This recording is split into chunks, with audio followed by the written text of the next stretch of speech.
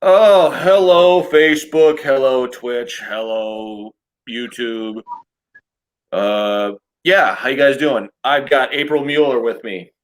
Uh, other, no, other. There you go.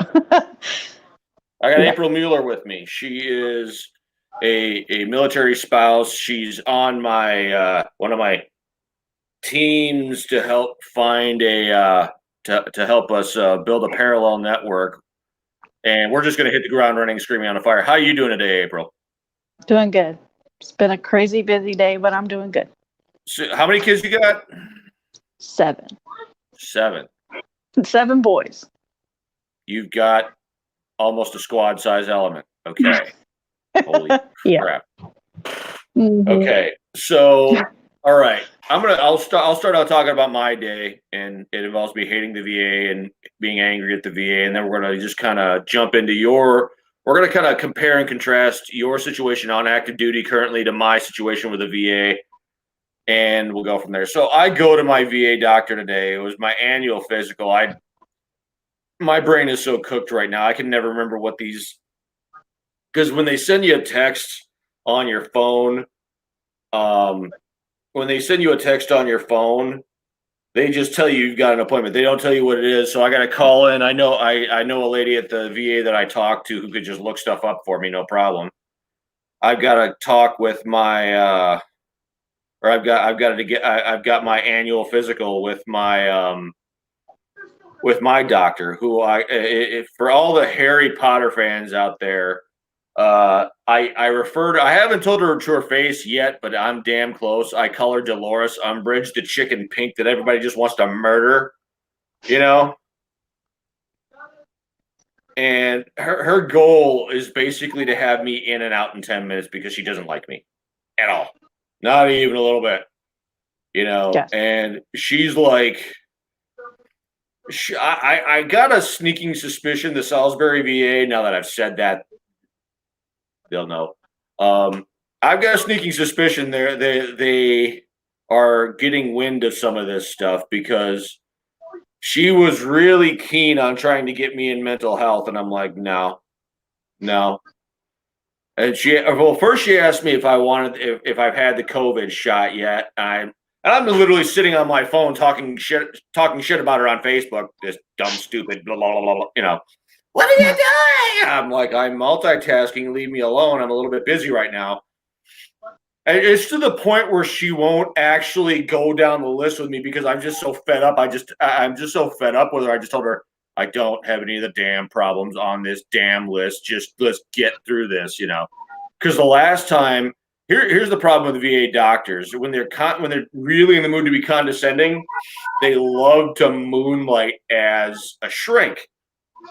Last time she's like, "You seem very angry today," you know, like she didn't quite say hee yeah, but she was damn close. This time she was very conciliatory and, well, not as close as you can get to be conciliatory without actually being conciliatory. And I say that because it's like she asked me twice if I wanted to do mental health, and I'm like, no. And I stop myself from going on a rant, and I'll basically say now what I'll say now what I wanted to say. The VA doesn't actually want you to want anything from them. They want you to want nothing so they can give you whatever garbage they want so they can say they did something. You know, and I literally said to her, she says, "Do you want the COVID shot?" I said, no, I beta tested enough drugs on active duty. Thank you very much. And she just gave me the whatever look, you know, the stink eye almost. But yeah, she was really accenting on the mental health. And I'm wanting to say to her, your care is third rate mediocre garbage. You want your care to be third rate mediocre garbage. That way I only want it once. And I'm so disgusted with your care that I don't actually want anything from you ever again. And we had there were 2 times ago I had her, and I'm ranting about all the crap care they're giving me and all the struggles, and she's just got this glazed over, the lights on, but nobody's home. You know that look the doctor gets after about 15 damn seconds? there's literally a show called Scrubs where you see the episode where the nurse is trying to explain everything, the patient is trying to explain everything. The doctors have this glazed over look in their eye, and there's a timer at the bottom of the screen, and when it counts down from 15 seconds, they just mentally checked out. Yep. It's the same thing, but with VA doctors, it's 10 seconds tops. Okay. They hate me so much. This doctor is literally trying to get me in and out in 10 minutes or less so she doesn't actually have to listen to me. And so the last time I literally said to her, let's face it, you don't like me, I don't like you. I don't have any of the problems on your list at all. Just get me out of here. And that's after she said, she asked me to put the mask over my nose, and I'm like, we're the only ones in the damn room, and I'm like, I didn't say it, but I was thinking it. I said, Ernst Röhm and Joseph Goebbels would be so proud of you. I mean, really, we're the only two in the damn room, and shut, So, yeah, these people at this VA hospital in Salisbury are just, they are masked Nazis of the first order. If you do not have it over your nose, they are coming for your ass. Okay? Oh, yes. Wow. I have to go hide in what's left of the library and hang out there just to get some peace and quiet, And I'm going to say this is going to come across as horrible, but it doesn't. What they'll do if they want to try to shut me up, they usually go through doctors with you. They change doctors every year or two. That way, there isn't too much of a paper trail in case the doctor screws up and is worthless. And here's what I'm going to say. I'm going to say this. I'll probably get in trouble, but I don't care. I'm that pissed off, and I'm that just dejected, and I'm that disillusioned with these people. It doesn't matter how many doctors you switch. It doesn't matter how often you switch out doctors. It's the same system, so it's going to be the same result. Forgive me, I'm going to say it like this. Don't get offended. It's the same system, same result, different dickhole it's coming out of. Okay, seriously. These VA doctors are the reason I hate box checkers. Okay, because box checkers are lazy. They don't care why they check the box as long as they check the box and they can move on. I would think it would be a little bit better on active duty, where at least they act like they care. Because in the VA, they don't even act like that. They don't even try to act like they care about you, unless they see you as pissed off to the point where they think you're going to have an aneurysm and go on a killing spree. They don't even try to act like they care. On active duty, do they at least act like they try to care about you, or no? As a spouse, I have had a lot of doctors who are the same way. They just want to check off the box. Mm-hmm. I got tossed around a lot between different doctors because I have complex medical care. Mm-hmm. But for my husband, I don't know, because he hardly ever got to see an actual doctor. So nothing was actually really documented. And yeah, they tie on active duty, they tie your manhood, basically to your ability to not go see a doctor and just tolerate copious amounts of pain. So it looks good for them as a whole unit, So yeah, I totally get that. But I mean, tell me some of the stuff he's dealt with that should have been medically documented. Well, I think that right before he retired, he went and got a lot of stuff documented to make sure that he could get it on his disability. Yeah. But he was on shore duty, and I told you that medical care was different for him on shore duty or when he was on a ship. So when he was out to sea or he was stationed on a ship, he couldn't go to a regular doctor. He always had to go to the ship's corpsman. And then they would go through and say, okay, well, maybe we'll let you go to a doctor. And one of the times he got Lyme's disease when he was on a ship, when we lived in Virginia. And I don't know to this day that it was treated properly. Okay, no offense, but let's just assume it wasn't. Let's assume the corpsman. I assume one nice thing that the corpsman actually tried to help your husband, and whoever was above him said, "Nah, screw it, let him suffer." Let's. I hate to say it, but yeah, you got a lot of old as dirt NCOs. Once they get what they need, they screw their soldiers. Okay. Yeah. They actually took him around to show everybody because the bullseye rash is really rare to see, and they wanted to show him off. And here, you got to show this person, you got to show this person. Yeah. But then Yeah. they gave him antibiotics for it. But I thought like the real process for that was after the fact that you have been treated, that you had to go back and get tested for it again. And if you tested it, then they had to keep treating it, and they never did that. They gave him one round of antibiotics, and that was the end of it. Yeah, so they did that just to shut everybody up. Yeah, when I was first on active duty in the Marine Corps, I had a pilonidal cyst in my tailbone, and it was like I had an ensign digging in my ass crack, literally pulling the hair out. He said, "You literally have a wild hair up your ass." Literally. I'm like, "Thank you, sir. Appreciate it." And one of they ended up pulling it out. They ended up operating on me, and this female E7 who was my platoon sergeant in a training command, she and I'm laying there half dead from exhaustion, and she's just poking she was so clumsy, it was pathetic, and I don't want to think about all the no offense, but most NCOs are like, you got some good NCOs, but you've got NCOs who are not combat arms. The term pogue is usually used in a very belligerent manner. I'm a pogue, and I take it as a pogue.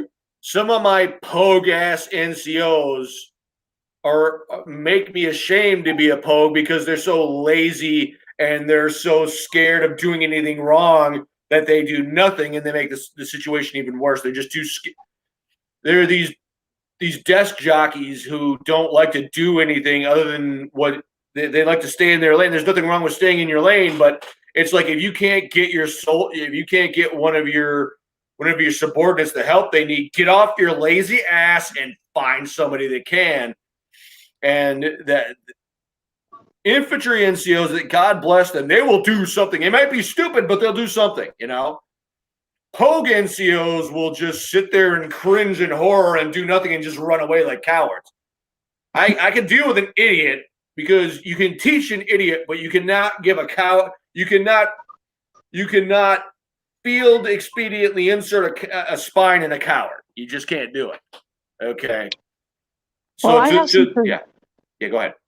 I have some pretty big horror stories as far as being a family member. And a lot of times the family members were treated at military treatment facilities where some veterans go. Yeah. But veterans were like on the lower of the list to get into those treatment facilities, like Portsmouth Naval Hospital, which they still go to. But the problem that I had with Portsmouth and Naval and other places that you can't sue them. Like if they totally screw up, they're protected from a lawsuit. Keep going. As a family member. So I'll tell you one of the worst things that ever happened to me is I had one of my sons was 2 months old, and I had gone to the emergency room because he had a fever. Well, because he was 2 months old, he hadn't had his shots yet, his vaccinations. So they worry about a fever without vaccinations. So they wanted to do an IV and a spinal tap, and spinal tap on a 2-month-old. Yep. Who the hell? But it gets worse, okay? Because wait, they couldn't spinal tap on a 2-month-old. Yes. In case they have something that that they haven't been vaccinated against. Something serious. A spinal tap on a 2-month-old. Well, they couldn't get an IV. Yeah, they couldn't get an IV on him. And instead of calling a person from the pediatric ward to come down and put the IV in the 2-month-old, they got the genius idea that they were going to put an IO in his leg. What's an IO? An IO is interosseous. So like instead of an IV where it goes into the vein, They Uh-huh. wanted to go directly into the bone in his leg. They were gonna put basically an IV in his bone. Yes. And they don't have, at the time, they didn't have like drills. So they were going to manually screw it into his leg. Okay. Because they didn't want to take the time to call the pediatric ward to get somebody to put an IV in properly. Who in the hell?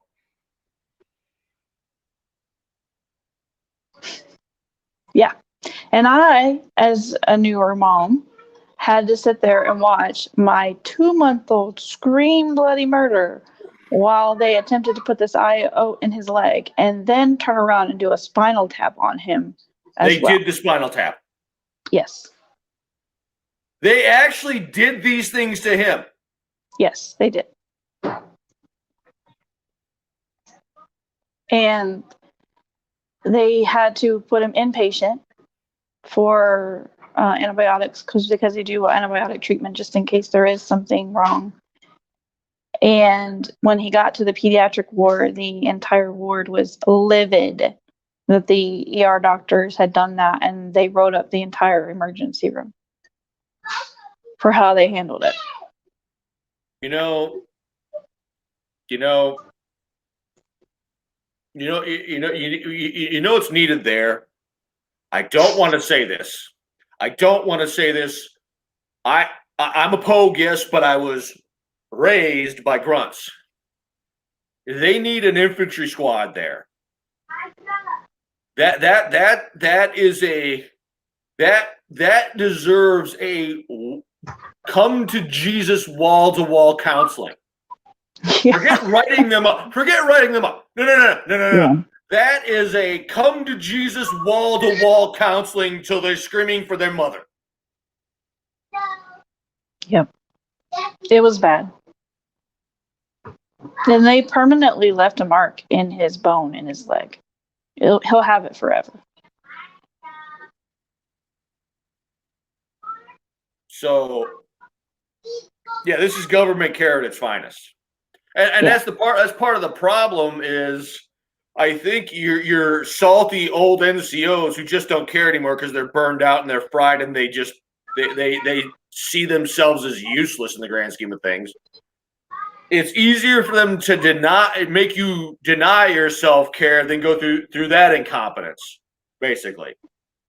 Well, the biggest incompetence that's happened recently, and I almost wish that I could do something about it because it's so bad too, is with my oldest son, Elijah, who's tube fed. And for about a year and a half, he was tired and falling asleep and not having the energy that he should. So I took him to the doctor and I said, okay, what's wrong? And they said, okay, well, we're going to test his heart. We're going to do an EEG. We're going to, test him neurologically. We're going to do some labs, and everything came back fine. And then he started losing weight. So then I started saying, you guys aren't giving him enough calories. He's not getting enough in his tube feedings. And that's why he's tired. That's why he's losing weight. And they said, no, you're wrong. He's getting enough calories. You're just not feeding him like you should be. And I had nursing care at the time, so he was getting feedings done by a nurse at school, and then I also had a home health nurse that was doing feedings for him as well. And I'm like, it's documented. All of his feedings are documented. He's getting them exactly like you said. And then they go, okay, well, we'll send you to the nutritionist, and then they'll tell you how much calories he's supposed to have. I said, okay, that's fine. Send me to the nutritionist. Went to the nutritionist, and the nutritionist said, okay, so his height and weight, he only needs 1,800 calories a day, and that's what he's getting, so he's fine. Okay, this was a 13-year-old boy. A growing boy. Yes, and he's active. So, there are kids that are tube fed that are in wheelchairs or bedbound, but that's not my son. He's 100% active. And, not only that, he's trying to go through puberty, right? He's 13. And they were telling me that 1,800 calories was enough for him. And I just started throwing a fit. I was so like, no, you're wrong. You're wrong. And I even went to his pediatrician, and the pediatrician was like, yeah, 1,800 calories is too low. Well, I couldn't change it myself because this formula is prescription only. and I had to order it from a company and get it, ordered. And so I couldn't get extra formula just to give him extra calories myself. And then instead of trying to help me, they were trying to make accusations for me. And so when I moved to Idaho, Yeah. after my husband retired, the doctor was like, no, 1,800 calories is way not enough. And so they switched him over. Now he's at 2,500 calories. So you had to double his calorie intake to keep him from starving to death, basically. And that's the thing. They were literally starving my child and then making accusations at me, and they were not treating him properly. He lost 8 pounds. He lost 8 pounds in 2 months and wasn't growing. So he is the size of a 10-year-old, and he'll be 15 next month. So they would you say they did permanent damage to him? Hopefully not, but it's possible. I mean, they stunted his growth. He didn't grow in height. He didn't grow in weight, and he's lost so much muscle mass that he doesn't have any strength. So are you almost thinking about taking him to some kind of personal trainer and some kind of specialty nutritionist to get him to shock him into growing at this point? Well, the increase in calories is a huge benefit. And then I had some issues with the school when we moved here because they weren't giving him his feeding at school, which is a whole nother subject. But he did grow 1.5 inches and he gained 2 pounds just in the short time that we've increased his calories to 2,500. Yeah, you're going to have to keep doing that. But the muscles, he's in occupational therapy. And he also, that's one of the things I'm doing tonight is because I'm going to take him to jiu-jitsu. He wants to try it out. Yeah. So that would actually be good because that get his body that would get him working out a lot. That would get him a lot more active, create even more of a calorie demand. And as long as you meet the demand, he's going to grow like a weed. So that's actually good because they're not gonna just do jiu-jitsu. They're gonna have you talk to whoever's in charge of that jiu-jitsu program and be like, okay, he's struggling with A, B, C, and D. I need him growing. I don't need him just doing jiu-jitsu. I need you to put him on a workout and a nutrition program. I'm going to take this to this nutritionist to say, hey, approve this. So you see what I'm saying? So you can have multiple levels of expertise justifying your need to crank up his calories and then go to the school and say, hey, do your damn job. Do your damn job and actually feed my child, you high-functioning kumquat of a human being. Yeah. And that was one of the things that it's been a struggle. I don't know if anybody watches my videos, but I really struggled when we moved. There was no support when my husband retired for the families with special needs for transitioning. There was no resources or information for me. I've had to do it all on my own with all of my kids. Right, and that's the problem. That's the problem. People like when we come off of active duty, when we demob. I mean, all we do is paperwork until our ears bleed and our eyes bleed, and then we go through our CIF, our gear turn-in, which is a fate worse than death. It's worse than combat itself because you want to go over all my veterans who have been through CIF know what I mean when I say you want to go over the table on that civilian and just beat on him. Again, they come to Jesus wall-to-wall counseling. That's what we want to do to them because it looks like absolute crap when they give it to us, unless it's brand new and you physically watch them take it out of the bag. And then when you get back, they're going to say you ruined it. It's like, no, I stuffed it in a Connex box and I left it closed up just so, and I was really hoping, I was really hoping that things would have gotten better on active duty. As much PC wokeness is going on in the military right now with promoting transgenders people's right to be whatever gender they want to be, readiness be damned. You would think they would be trying to develop programs to help spouses and children of veteran of service members. Hey, Carl, how you doing? Hey, let me throw Carl up there real quick. Yeah, you would think they'd be like listening to you guys, but apparently they're not. They're just giving you lip service because, well, let's face it, it's what they active duty. They are the macho pricks who don't want you to. They're like active duty. The National Guard reserves they're not great, but compared to active duty and the VA, they are superheroes because at least they try to hook up benefits. They try to hook up programs. At least they try. Active duty are like they're retards. They're freaking retards. They're macho prick retards who don't.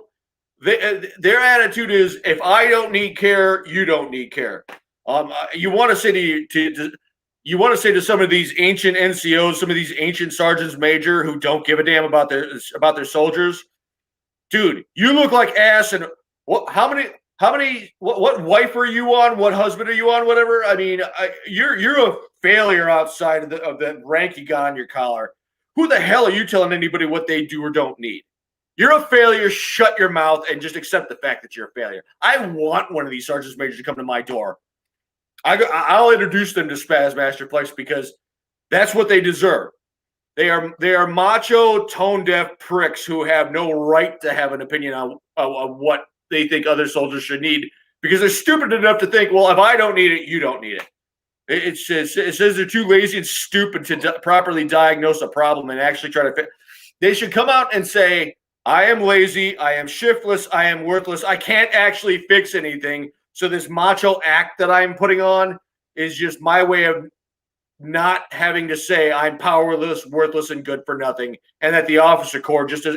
And your more ancient NCOs from E7 to E9 will come out and behind closed doors and be like, those officers don't give a damn about you. You're nothing but a number. You're nothing but a chess piece. Their attitude is screw you. You know. So maybe I don't know. I mean, my buddy Jonathan Pruden, he was an officer, and he does try, but well, my brother-in-law is an officer. Hey, you know what? Get your brother-in-law. Go get a hold of your brother-in-law. Tell him one of those evil, foul-tempered wants you on the show. Invite him on the show and say, hey, let's have a talk about actual culture. Let's have that. Doctor. Bring him on. Doctor. Bring him on. Tell him, hey, we need to have a damn. Tell him we need to have a damn talk. Tell him it's past time. We need to have a damn talk because you're getting screwed. I'm getting screwed. You're just more graceful and vocal about it. You're just more graceful and tactful about it than I am.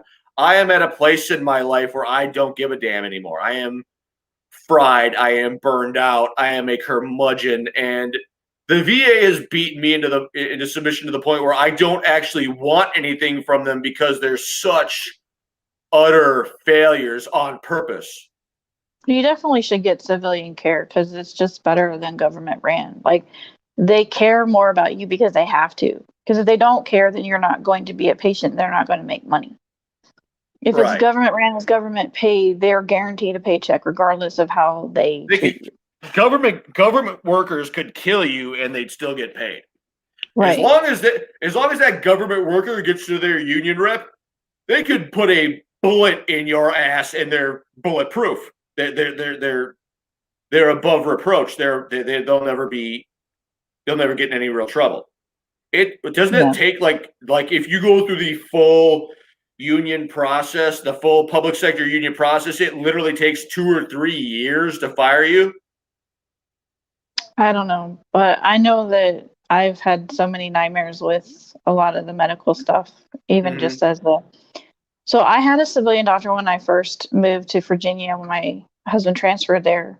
Yeah. And they recalled me. They said, you can't be with a civilian. You have to come to the military treatment facility. Uh, Then they jumped me around between 5 or 6 doctors because none of them could handle my medical care. yeah, And then when I finally got into a clinic, they put me into the internal medicine clinic. yeah. And the internal medicine clinic, the doctor they assigned me was an intern, I think. Yeah. And they were only in the clinic one week every 5 weeks. So you can only be seen once every 5 weeks. Yep.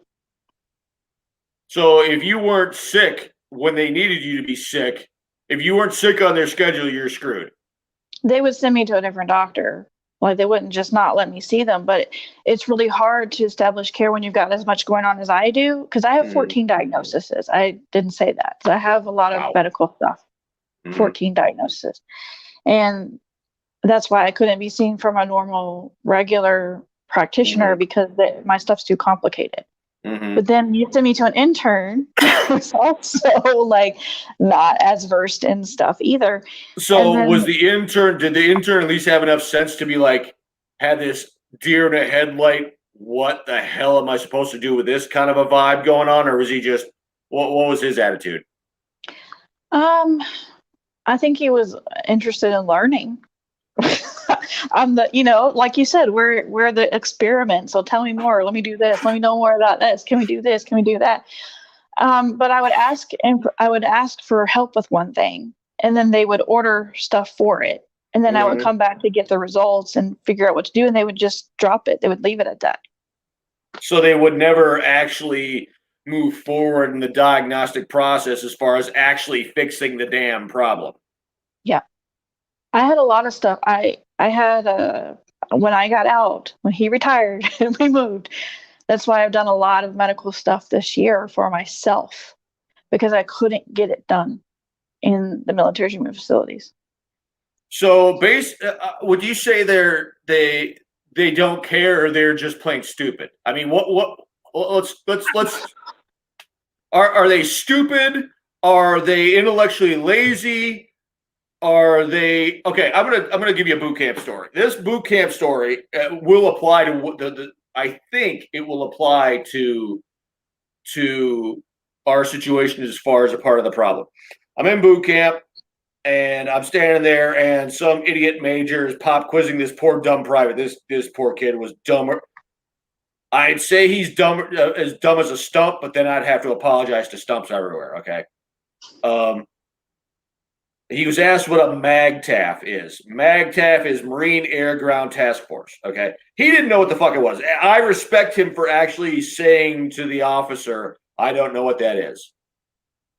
Okay. And the officer's like, if you think 2 + 2 is 5, then you say 2 + 2 is 5 with all the confidence. Blah, blah, blah, blah. I'm like, you dumb bastard. You stupid son. And I'm like, I'm literally biting my tongue. Okay. Hyper confident retards like that idiot officer who I'm thinking was a major. Those hyper confident retards are every bit the hyper confident retards are every bit the liability to your average service member that ISIS is, that Al Qaeda was and is becoming again, that I don't want to say it, China will eventually be when we go to war with those jackasses. Okay. Yeah, it's is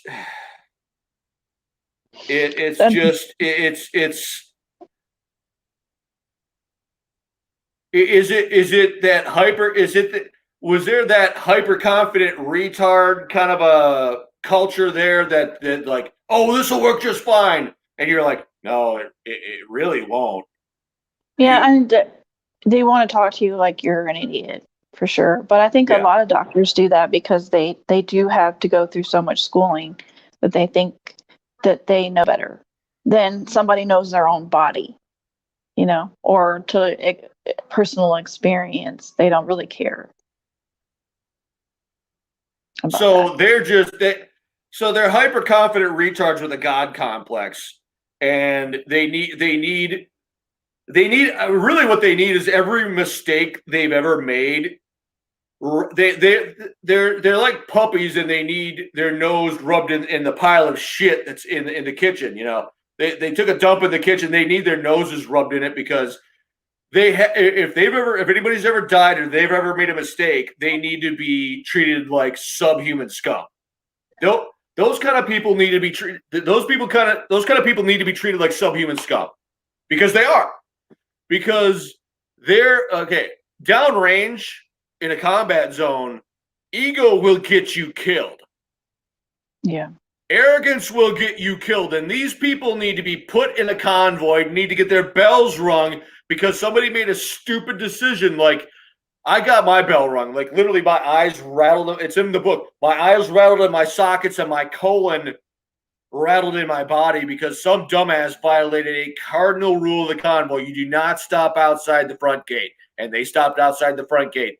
And the concussive blast. I mean, like, if I drink a shake that's too cold, it feels like I'm being stabbed in through here, and then it's coming out my eye every single time. Mm. And my colon, we're not even going to get into what's wrong with that. No. But no, we need some of these doctors taken to the woodshed. These people need to be taken to the woodshed, and they need their humanity debased to the point where they are curled up in the fetal position, weeping uncontrollably. Because their arrogance, simply because, here's the thing, simply because you've been to school doesn't mean you know how to do something. You need the practical application. You need to they think their education is the be-all, end-all when it is simply the beginning. They're that stupid that they need something that basic to explain to them. Okay? Yeah. Well, not even here, like in the military. I just here recently, I saw a doctor who told me that. So I had 2 major infections last year that could have killed me. I had sepsis, so I had a kidney stone that turned into sepsis, and then I also ended up having appendicitis, so I had to have my appendix removed.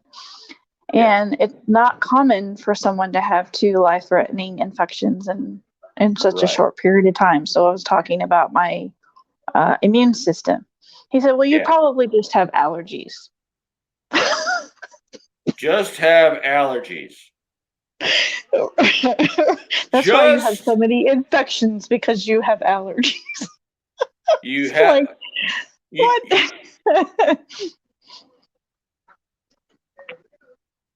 A medical doctor told me. I don't even know what to say to that. That I don't even know. That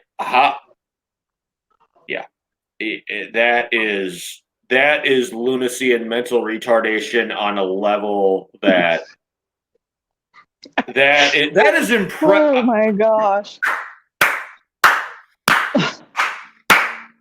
Wow. Yeah. These people. They said it with a straight face, right? Yes, they were serious. I was like, wow. I'm not even going to argue with you. I'm just leaving. Have a nice day. Wow. I'm not coming back here ever again. Wow. Just yowza. Yeah. Wow. But I've also had some really good doctors, and most of them have been pediatric doctors. So, okay. So what is it about your pediatric doctors that is so how have you had success with them? Well, a couple of the pediatric doctors were really helpful, especially when my oldest was super, super young. Yeah. And he wouldn't be alive today had there not been a very good doctor that delivered him and got him the care that he needed. But I don't know. I think sometimes pediatric doctors are just more compassionate because they're working with children, and they kind of have to. The children can't tell them what's wrong with them, so they have to. So their diagnostic skills have to be a lot better because they have to try to get as much information out of the situation from you, the parent, because they know the child can't give it to them, so they actually have to actually listen. Yeah, they have to. They don't really have much of a choice in that matter. So, wow. So we need more pediatricians teaching other because compassion isn't just this girly man thing. It's a method of getting more information so you can make a more informed diagnosis. And apparently these douchebags are the guy. Get your brother-in-law on here. Get your brother-in-law on here. Okay. He's a character. I don't care. Get him on here. Okay. I'll try. Get him on here. I can't promise anything. I can try. Okay, tell him I won't. How do I say this? Tell him I won't abuse him per se, but I'm going to put the profession on trial and let him play devil's advocate, but he still has to be like, yeah, this problem you're having is legitimate. He needs to give us he needs to give us some benefit of the doubt and some acknowledgement of our issues with the medical profession.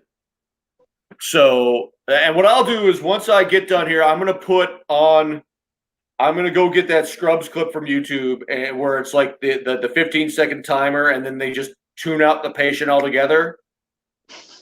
I'm going to put that on there and be like, hey, you dumbass, you are this person. You need to, pardon my language, you need to unfuck yourself. Okay. So basically, yeah, go ahead. I can say, in all fairness, doctors do also work with people that are really dumb too.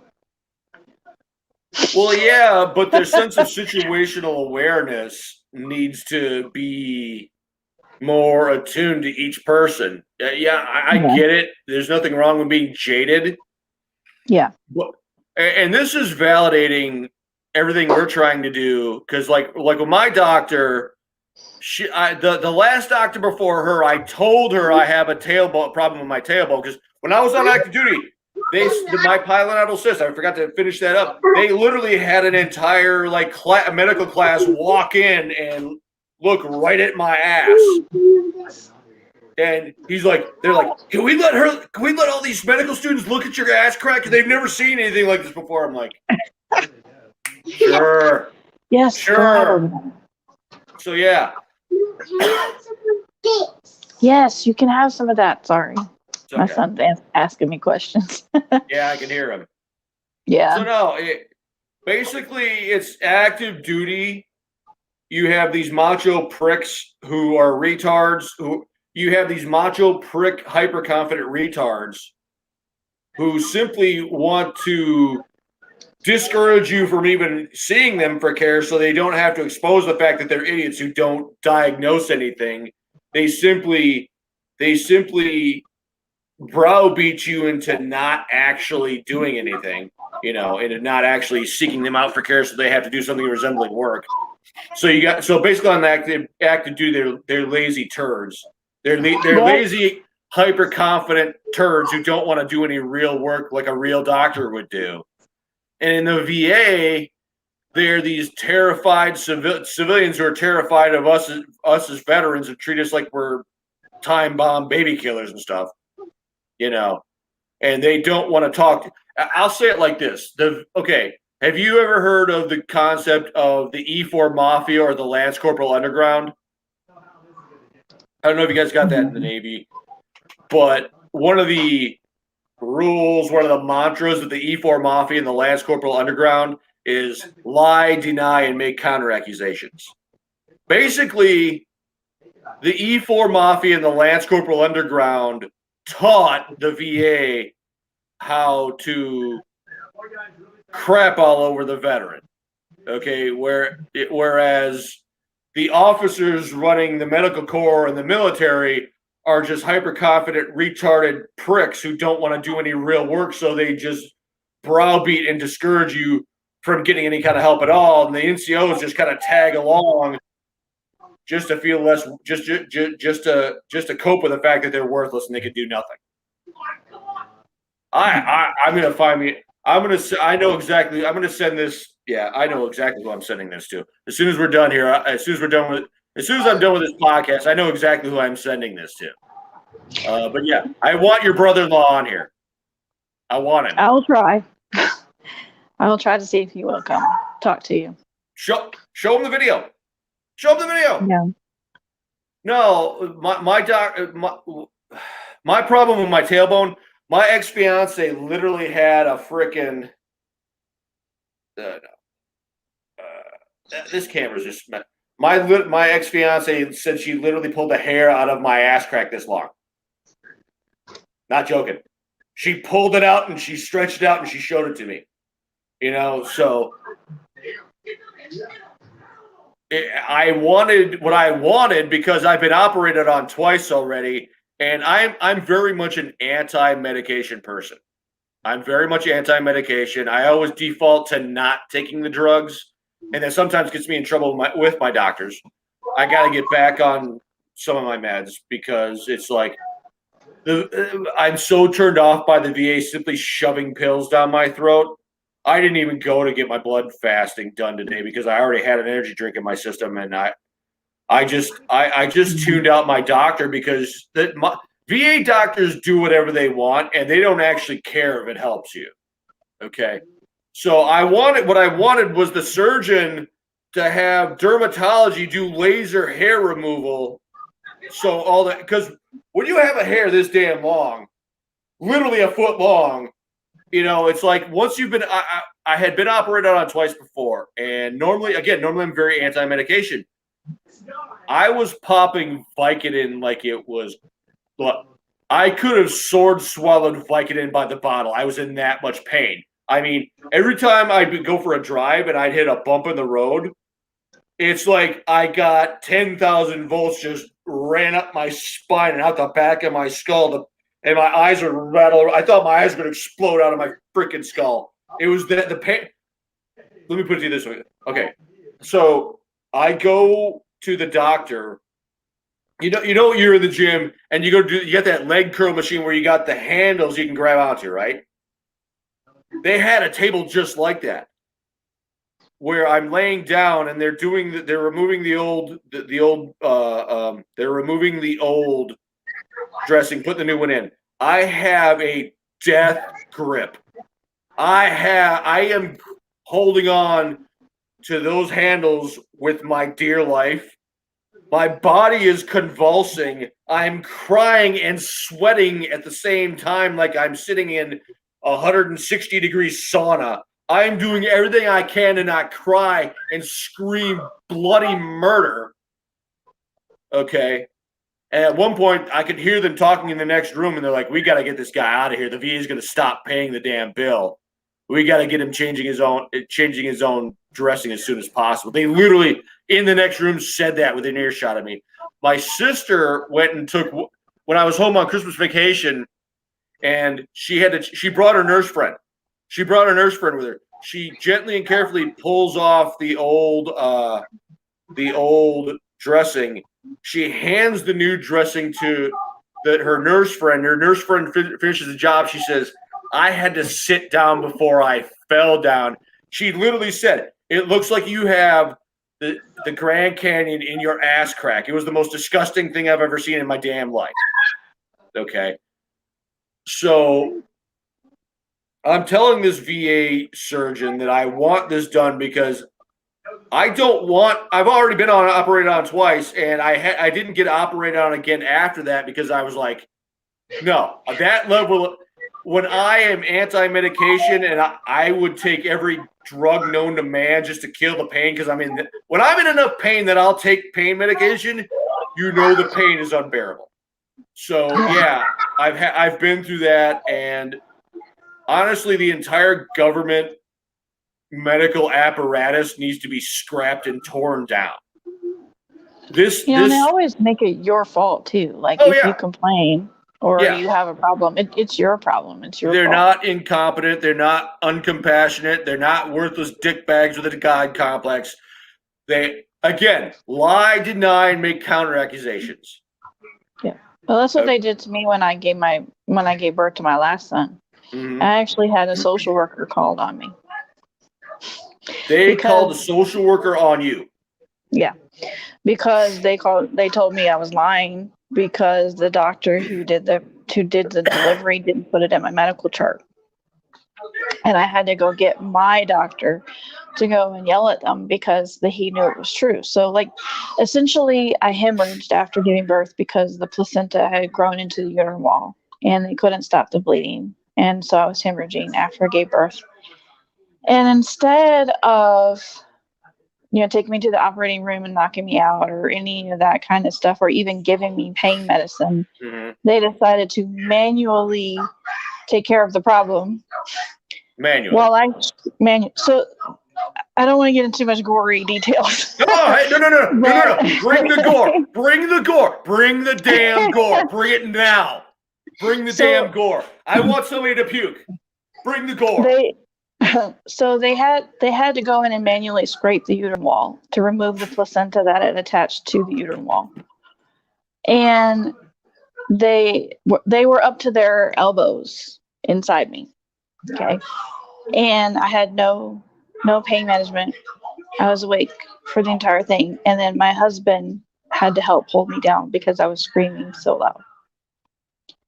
And they went in for 5 minutes and they would stop, and then they would do 5 minutes again and they would stop, and they did this 5 times before they were able to stop the bleeding. They were elbow deep in your body, yep. In your uterus. Yep. And it hurt bad. I can't describe to you how bad it hurt. Did they give you anything for the pain afterwards? No. And not only that, I had a spinal during the delivery that failed. So, like, you can get spinals or like a epidural, or I don't know, I mix up terms, but for pain management for giving birth. But it failed, so they had to give me a spinal. And then when they put the spinal in, I was too close to delivering that they wouldn't give me anything to numb me from the waist down, because they can do that when you give birth. They can give you pain medicine that numbs you from the waist down. You don't feel anything.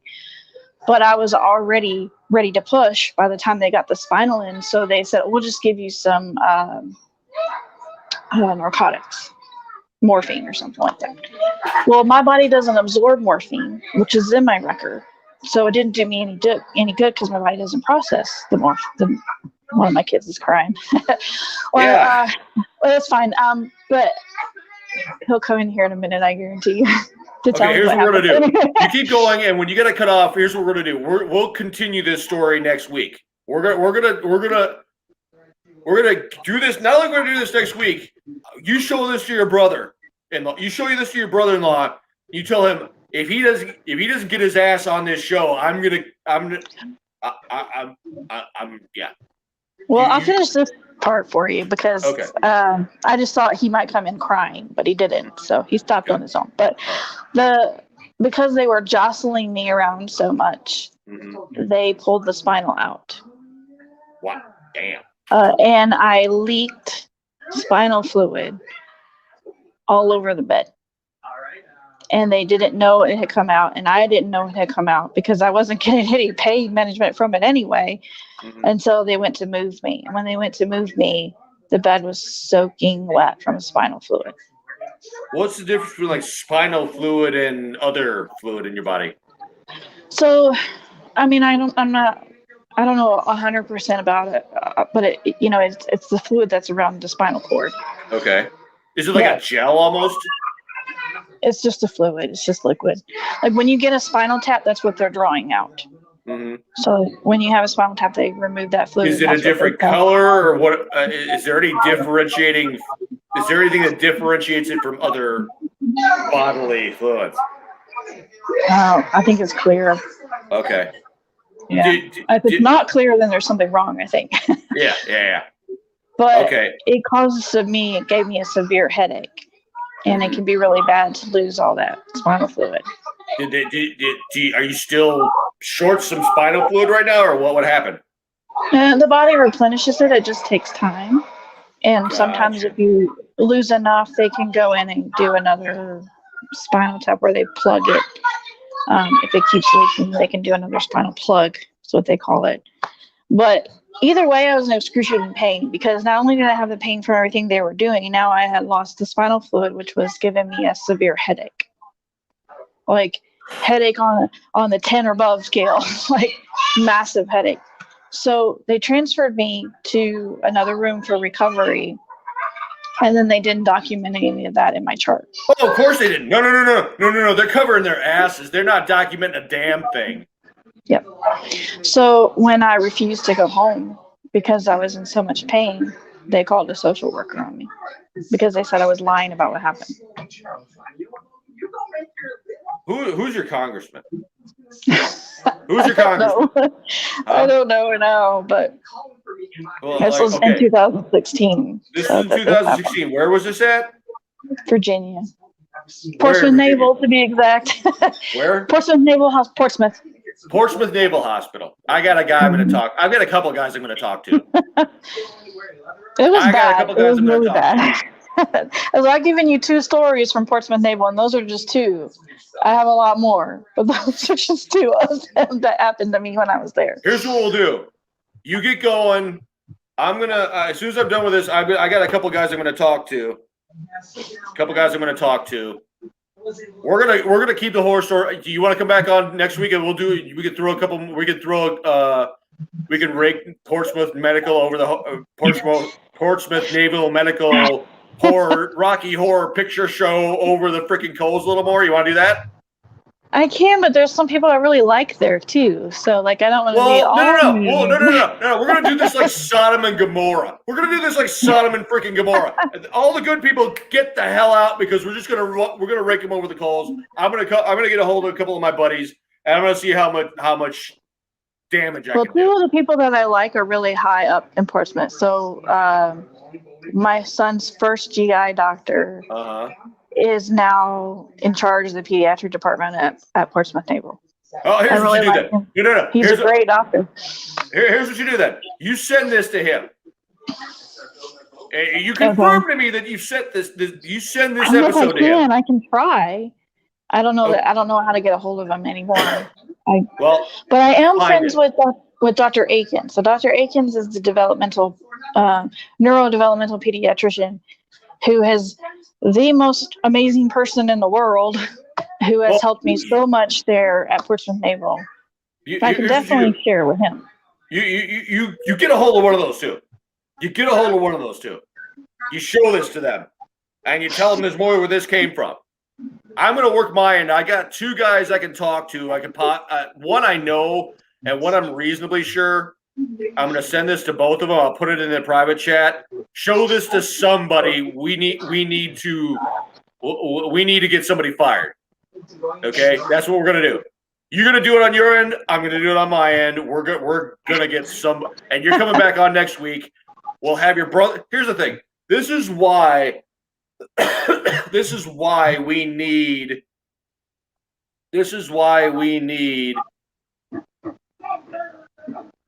Invite them on. Whoa Entertainment has spoken. The HMFICs have spoken. Bring them on. Invite them on. I got 2 guys. This is now. We're literally standing on. This is now one of those things where we're going to start shaming people now. Okay. And this is why we need to get our team going on getting that parallel network set up to where the VA and active duty, those hyper-confident retards, they need to come to Jesus wall-to-wall counseling moment because they are scum. They are mediocre subhuman scum. They don't care about anything other than They're lazy and they're worthless, and they don't care about what they do to us. We need to make them care. So I you was get. very active too when I was there. I wasn't somebody that let stuff happen to me. Like I Oh, I spoke up understand, but and only you can do but so much. But no, bring them on the yeah. show. If we don't have them on my show, we'll have them on the flagship show, and we're just gonna start shaming people and raising hell. Yeah. And this right here, this episode, this is the impetus. This is the impetus for why, and they made Pimp a diabetic. They made Pimp a diabetic. I'll bring him back on my show. We'll tell that story again and get an update on my fatness. But anyways, Well, they almost killed my kid. oh, I know that story's next week. You're coming back on It's next so week. frustrating. We're gonna Yeah. we're gonna continue the horror stories, and you get a hold of one or two of your really people you really like at Portsmouth Naval Medical Horror Horror Show Medical Center, Rocky Horror Hostel Picture Show Medical Center. Yeah. You tell them to get you tell them that, who's the congressman in the district that hospital's in. I don't know right now. We'll find out. We're gonna find out. I'm just yeah. Okay, so here's what we're gonna do. You gotta get going because you gotta take the kids to jujitsu, right? Yes, I gotta take them to jujitsu and figure out supper for all All of right, them take the too. kids to jujitsu, figure out supper. We'll powwow is basically message me on Facebook when you get back, and we'll plan next week as well. Okay, so this is gonna be easily one more, and then send this to your brother-in-law and be like, he's riled up. He wants you on the damn show. So either he's going to be on my show, he's going to be on the flagship show. I don't care. We're getting him on a show on here, and we're going to start having these talks. Okay. And I have so So much more I can tell you, but I've done a lot. Even when no, I was understand, but active you duty, need to so. tell this story because this is validating you, me, and the rest of the Harambe Keeper idea squad to get the parallel network going. You know what? We'll send this to a couple of other veteran charities of all these celebrities say they love veterans. Hey, you love us? Help us fix this. Yeah. So, all right, check it out. You get going. Yep. I'll talk at you later. All right. We'll powwow some more. All Yeah. right, Thanks bye. for having me on. Oh, Bye. no problem. You'll be on next week too. Don't you worry. Okay. Yeah. All right. All right. See you later. Okay, so check it out. We got a full hour left, so we're gonna do some talking. I'm gonna do some talking, and you know what? I did it kind of backwards because we basically, as I like to say in the book, starting part 3 of my book, we hit the ground running and screaming and on fire, which is good, but we got to get back to the basics. I'm going to get on. Yeah, let me get because what I always do.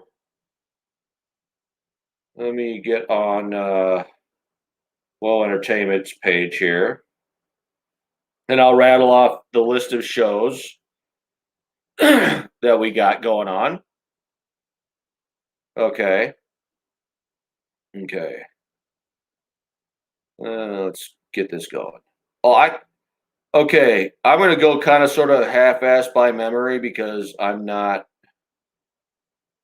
I gotta find. I'm retarded. I'll own my mental retardation. I really will. Um. So I'm just going to kind of rattle off a list right now of. Um. Let's see. We got. I'm trying to find.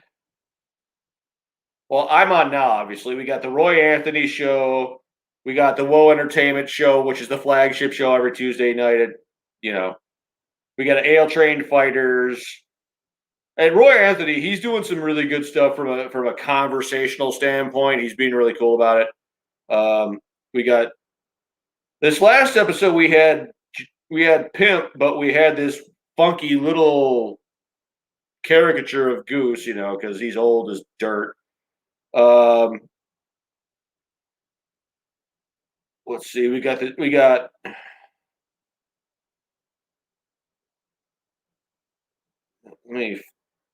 had a pin post.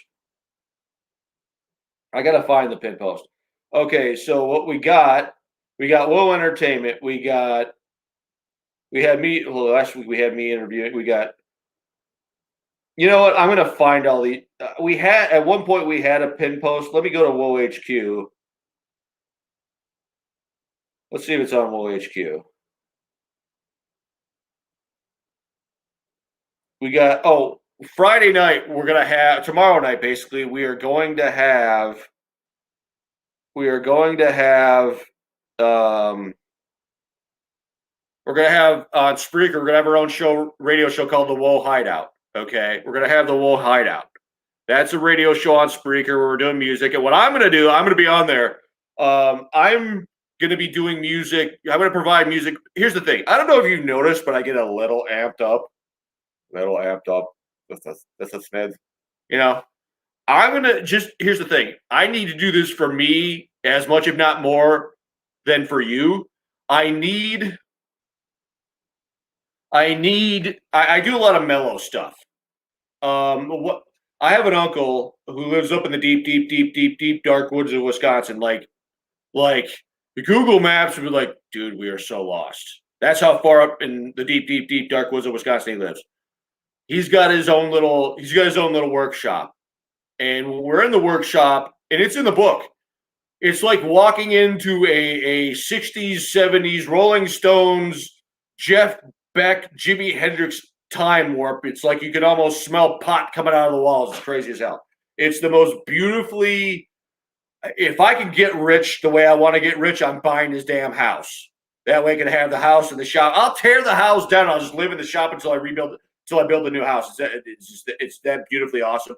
I'll have my own shop finally. So yeah, help me get my book published through Woe Entertainment. So and all my other stuff published, so we can get an entertainment empire built. So I can buy my uncle's house and live out in the so far out in the boonies. Google won't even try to find my ass. It's that beautiful. Anyways, it's like you walk into a time warp, and it's only the most mellow music that suggests you smoke a lot of weed is allowed in the shop. I mean, his stereo system is so old; it's literally like 40 or 50 years old now, and he just keeps replacing resistors to keep it going. Okay, it's crazy as hell. And I'm gonna provide music that is really mellow because again, I get amped up and I need to come down. So I'm all about my Stevie Ray Vaughan. I'm all about Kenny Wayne Shepherd. Okay, if you go, as a matter of fact, if you go on YouTube, Kenny Wayne Shepherd, I'll try to get Athen, to play this song. It's called. If you look up KWS for Kenny Wayne Shepherd and you say Little Wing, the name of the actual name of the song is While We Cry. It's like from an instrumental mellow standpoint, it's like if Little Wing from Jimi Hendrix and another song, I can't remember the name of the song, but it's from Stevie Ray Vaughan. It's another instrumental. It's like they had a beautiful mellow love baby. It's just so mellow. Okay. So I'll get that on there, and then I'll get a vert that everybody and their mother has covered Little Wing, but there's one cover that I absolutely love. I'll see if I can get Athen to play that one, and I'll set up a kind of a vibe where it's like we're in the dark, we got a beer, our feet are kicked up, the sound is going, it's just this beautiful mellow, we're just gonna chill and just take some of the edge off vibe. And you're gonna hear this coming from me like, okay, who fed this bastard some shrooms? Because I need to prove that I can be mellow as much as more to me than to you, because I'm just when I do these shows and we expose these issues and I try to get the veteran community communicating again. I don't know if you noticed, but I get amped up, and even I need to. Most of my friends are gonna have a stroke from the shock. I need to get mellow. You know what I'm saying? In the sense that I need to. How do I say this? I need to come down some.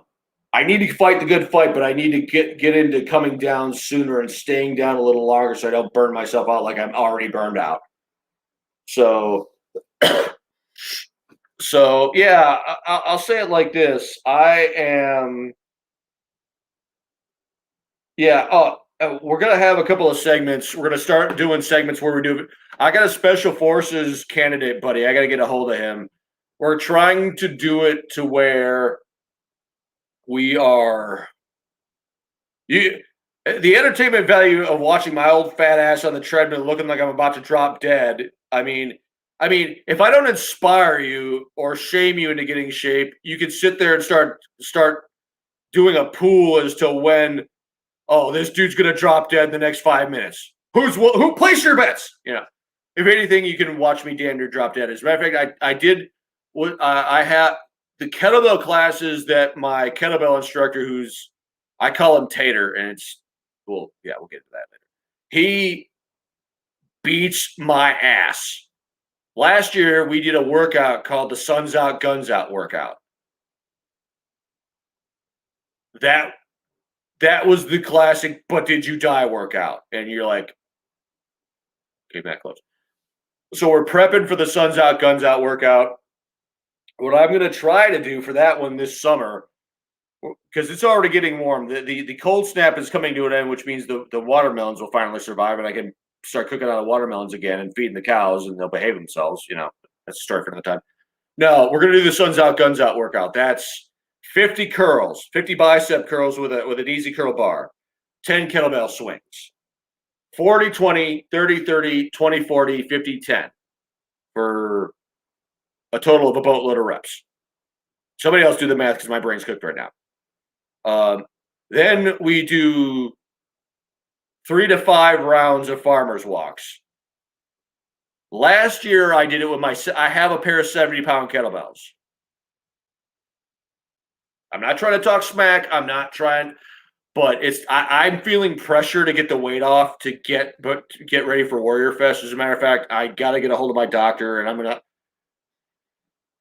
have to come up with the money, but I'm gonna start doing the testosterone replacement therapy as soon as I possibly can because I've got to get this damn weight off.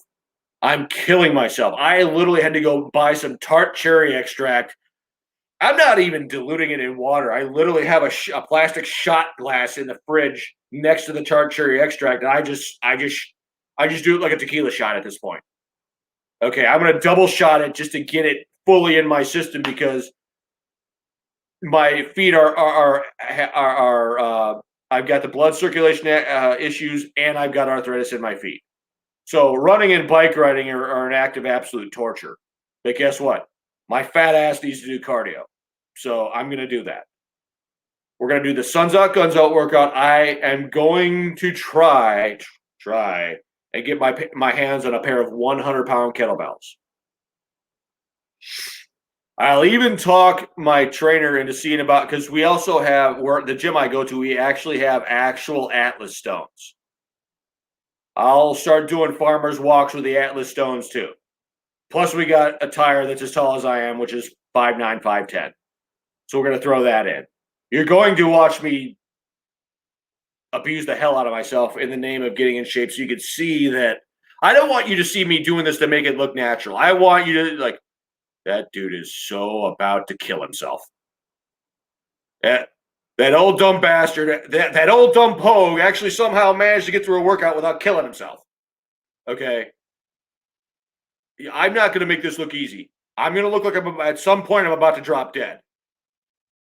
Because I actually got a hold of the hospital in New Jersey. They're sending the records. I'm going to call them in tomorrow, see if they got some kind of patient portal. Because all they ever told me about my blood sugars was it was over 1,000, which is bad.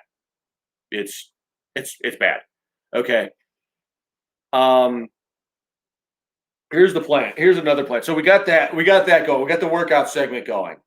So the plan is I'm going to be doing my regular Clemson football power program workout along with the kettlebells class. The Clemson power program is 6 days a week. The kettlebell class is twice a week. and me and my special forces candidate buddy are going to do the treadmill, the efficiency treadmill workout once a week. That way you can watch me just do unspeakably painful things to my body, and because I don't want to just run my mouth and do stuff to make myself look good. See this pot belly? I struggle with it every day. I still gotta take the damn Jeep. I gotta put I gotta put the heater core in it, because here's the thing. I rode to the gym and from the gym today.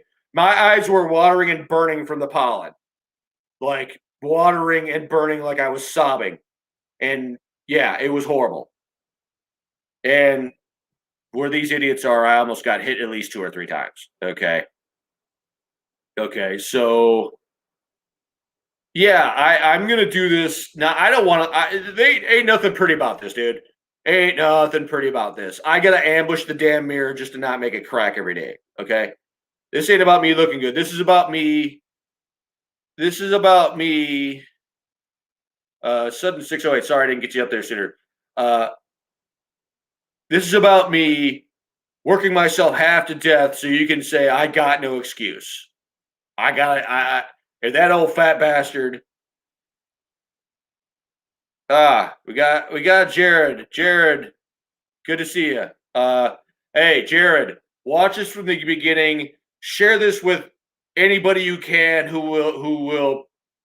will shame people into oblivion, shame the powers that be into oblivion, because they deserve it.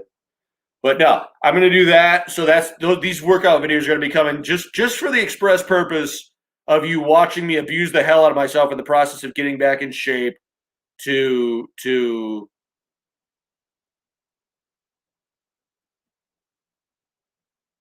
bulk mirror supplies. Okay, there you go. We're going to invest in bulk mirror supplies. That's great. Now, so you're going to watch that. What I'm also going to do, this is just for a reference, as an example. If you guys start putting some pressure on, the the co-HMFICs at Woe Entertainment to okay, how do I get rid of this turd? How do I get rid of this turd? Yeah, I'll get rid of that turd later.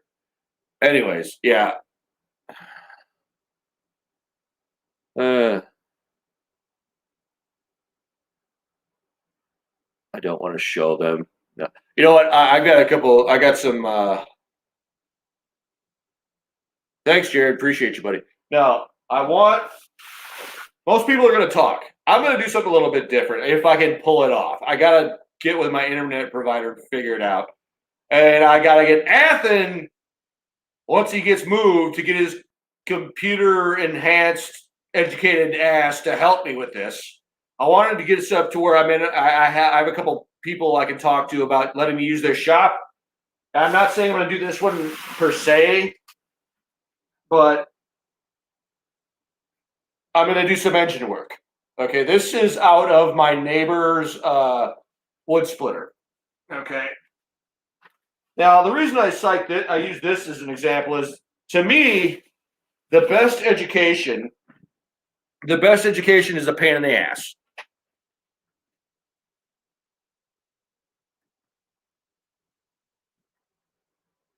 So yeah. Here's the plan.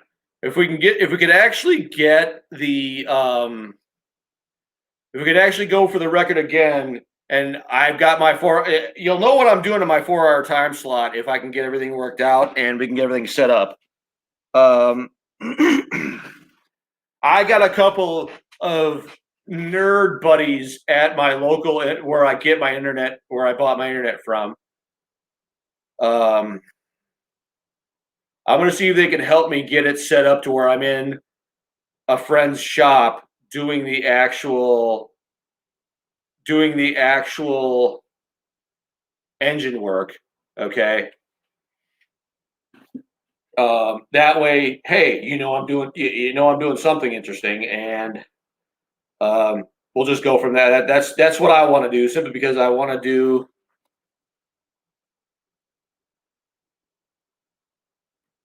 Okay, Jared, here's what we're doing. You take this episode and you share it with someone in the medical profession with some actual pull, and well, just wait till you get to the up to the doctor's elbow in a woman's vagina part. Yeah, get to that part, and then you'll get it. You'll figure out you need to you need to send that to somebody who will utterly shame shame people into into the fetal position. We need we need um we need these people shamed into the absolute fetal position. We need these people treated like, you know, that one I didn't plan on. There we go. Just watch and you'll know what to do. You'll just find somebody who has some.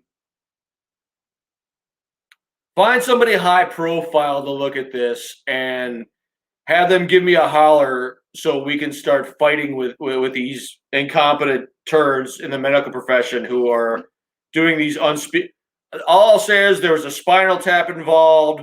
There was an IV into a bone of a child involved. Yeah, it's gonna. It's yeah. It's Jared. Here's what I'm gonna say. It's what happens when hyper confident retards who are doctors on active duty decide that they're too lazy and stupid to find somebody who's competent enough to do a simple IV in the arm. Yeah, start from the beginning, because I basically start running, screaming, and on fire. So yeah, that's the plan. That's what I want to do. Okay. Um, let me get out of there. Okay. Yeah, that's the plan. So here's the plan for this show going forward. You're going to watch me abuse myself half to death in the process of getting ready. My cousin and her hubby work for the Cleveland Clinic. I don't know how much pull they have, but I'm sure they can get you noticed by their higher ups. Do it. I'm having. Oh, tell them once she sees these stories, she's coming on back. She's coming back on next week to bring more horror stories with her. And we're gonna try to get her brother-in-law on so we can we can have a talk with him, not so much to demonize him, but to say to him, hey, we need to do something about this. Okay. So Jared, pull the trigger. Okay. So yeah, here's what we're gonna do going forward. You're gonna watch me beat myself half to death in the process of getting back in shape to get ready for Warrior Fest. That's priority one. If I want to do something fun and cool for our attempt at the Guinness, our second attempt at the Guinness World to get our record back for the longest live stream. Jared, do what you gotta do, dude. Do what you gotta do. I want it to be one of those things where you're like, you don't want to know what I did to get this person to look at this. I want it that dirty. I want it that dirty. I want it that underhanded. Yeah. Do what you gotta do, dude. Okay. So I'm going to try to get it set up to whatever we get it done. I'm going to try to get set up to where if we go to get our record back, I'll have an engine to work on of some kind. Okay. Okay. I am on my pre-workout. I'm on some cheap ass GNC pre-workout because I'm broke. I got my post-workout protein. I've got to get on testosterone replacement therapy. According to my actual doctor that I actually trust, it's going to cost me $200 a month. I've got to get on it now. I'm broke as hell. I got to get on it now. I got to run the risk of starving half to death to get it done because my testosterone is on the low end, like dangerously low. Okay. So yeah, I've got to, and oh, that's the other thing. We're gonna do fundraising for stuff. I'm gonna next week after I'm done with April. I will have we're gonna call it the laundry list episode of all the stuff we need to do through Woe Entertainment to get things done. Jared, it's not an issue of exercise equipment. Just trust me on it. It's not that at all. I gotta go to my gym. I have to get the hell out of my house. So no, it's not a homemade exercise issue. I've got two 70-pound kettlebells. I can do whatever. That's fine. No, I go to the gym because I need to be out of the house because my isolation is getting bad again, Jared. So no, it's not a homemade exercise equipment issue. Okay.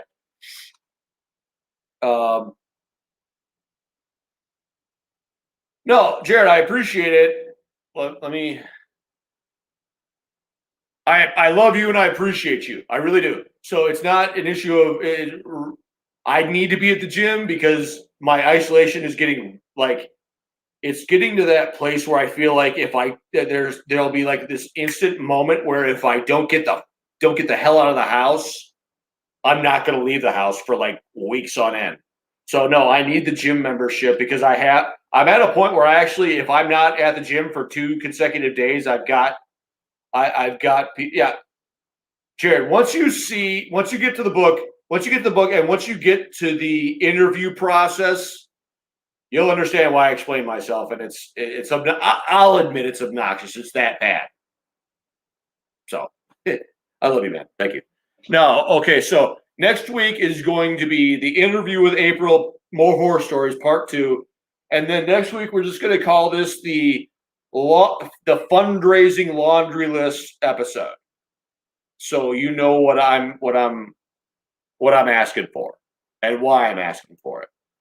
Here's what I'm going to say to kind of plant the seed, because I learned in the process of interviewing people for my book that you plant the seed. I had one guy in my book say, "I can't give you any stories."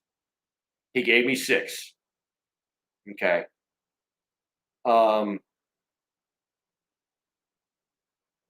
When I defend my collaborators, my contributors to my book, I will not apologize in principle for defending them. I.e., and I've said this a million times, but it bears repeating because I am me and this is me. This is, this has to be stated. I will semi-apologize for the bull in a china shop after having snorted a pound of crack method of defending my guys. Think the bear who consumed 87 pounds of cocaine. Okay?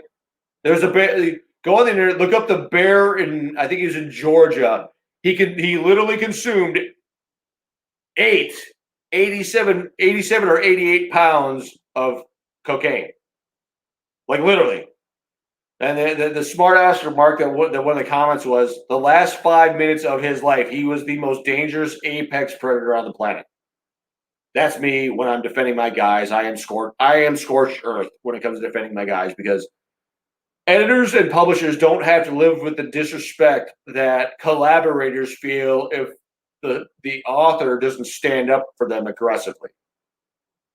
I take aggressive to a level that is satisfying and entertaining, but not always beneficial. Which is why I'm not writing another book. My smart ass remark is, I'll write another book when you pay me $5 million. And it's not.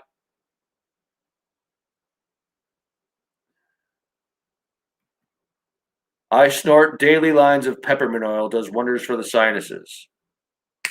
Gotcha. There's your sinus clearing tip for the day. People snort peppermint oil. There you go. Anyways, no, I between the 2 deployments in the book, I have 6 to 8 functioning brain cells left. It's not an issue of any. I have no talent as a writer. I just barfed up my soul into a laptop, and I found 3 to 4 editors who, in their own way, independent of each other, made it readable somehow. Matter of fact, I gotta get a hold of the chick out in California to thank her and send her like an email saying it's for all intents and purposes done. I'm just trying to get it, and I'll send her pictures of it too, so she can see that I. But yeah, the plan is get everything I need because pretty much tomorrow I'm going to purchase a large drum to get Project Smokezilla sort of worked on because I'm trying to just get a prototype. It's going to be a part A, part B thing, because I want to get something working to show people that what I'm doing actually works. And I want to get it going to where I can actually use it myself. Because here's the thing: I've lived in North Carolina for a good 5 years now, and I've never smoked anything. And these people that I hang out with are so southern. My white slaw is generally called Yankee Devil slaw. If I have to sneak my pasty Yankee white slaw around so my southern friends won't see me eating it. I'm not. You think I'm joking? You think I'm joking? Any Yankee food has to be eaten in secret in the hopes that I'll never get caught. Okay. Do I get my nuts busted? A Yankee eating Yankee food in the South is heresy, okay? Like, I eat red slaw in public and I eat my devil white Yankee slaw in private, okay?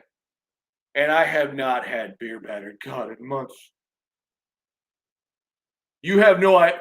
For all you Yankees in the South, you know my suffering. You know how good beer battered cod is. Okay. I think I'm just going to run up to Virginia. I think I'm just going to road trip it up to Virginia because I'm just that desperate for beer battered cod. I would destroy this planet for some beer battered cod right now. Okay.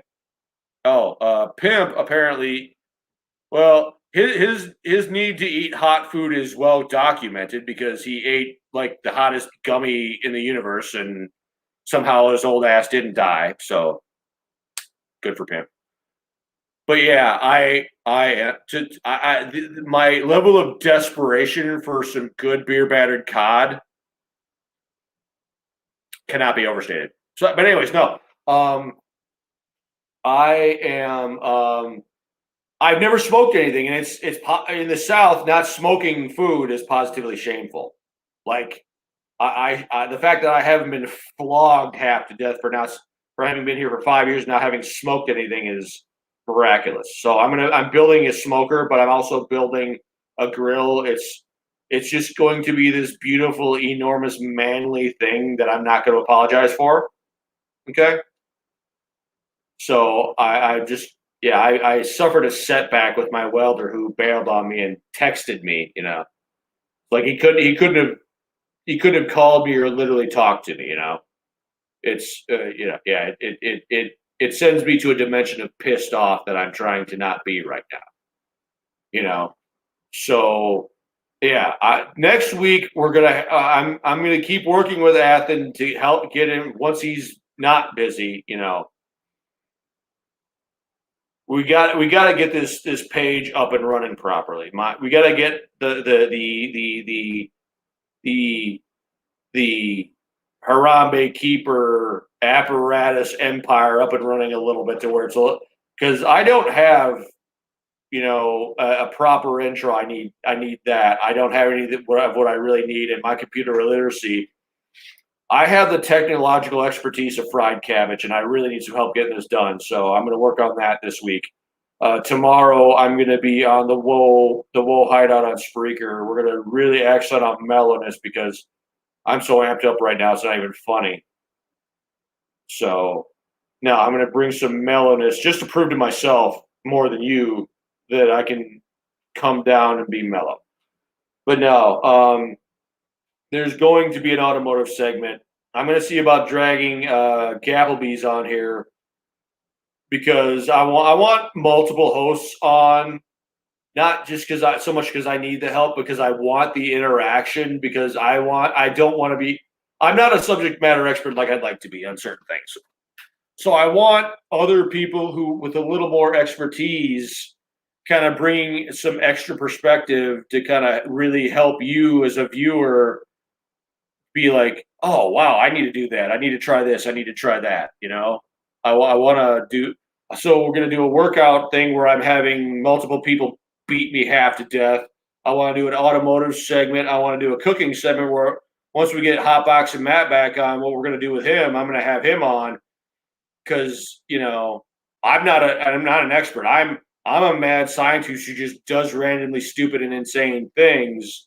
And I'm like a big retarded baby just running around doing randomly stupid things, and I wanted him to kind of rein me in, and and there's another guy I want to kind of get involved, but it's a weird situation, and I want multiple people on so we can have multiple perspectives, and I grow as much as you do because I get people that I trust, but from an expertise standpoint, helping me to be better.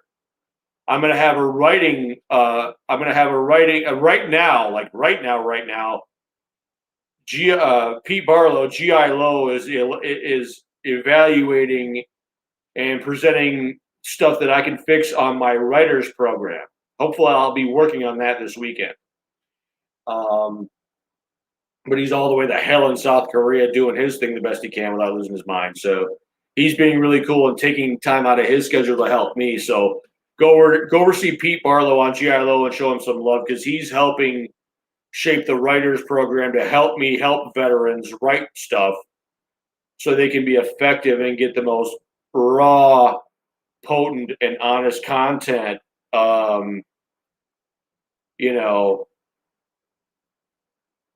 So we can get the